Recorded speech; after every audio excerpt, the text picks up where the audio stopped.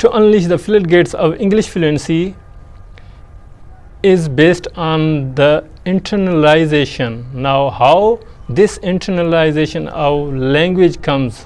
Language internalization comes through input, getting a lot of English content through your target language, the language that you are learning now. Hello friends and colleagues. Hello everyone. Welcome to the Life Skills Green. In this video, I'm going to talk about all these relevant topics and questions that many people think that they feel stuck while communicating in English. Why is it so? Let me explain from my own experience and learning English.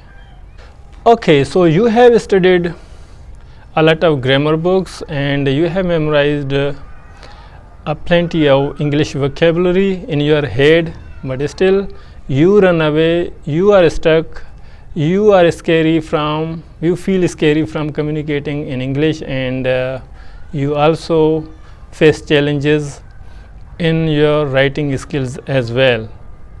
Why? Because you need to internalize the language. You haven't yet internalized the English language. That's why these all problems come again and again. Here are my suggestions and tips. These suggestions and tips will surely help you in your improving your overall English fluency. First things first. To internalize the English language, you have to get a lot of language input. This language input should come from different ways, from reading, from listening, from active speaking if you have chance to speak with someone, or from listening. So in that way you can get that kind of input. Now if you feel like bored with while studying English, learning English language, here I have some very important advice for you guys, that you should consume the content in the context. Now in the context means that, here context means that you are learning, but you are just learning randomly. You do not like have a purpose for your career, for your in your life. You need to have a purpose first. The purpose is, some people prepare for medical field, some are in engineering field, some are in the already in profession, in education, in health, in science, in agriculture, in technology, or in any genre.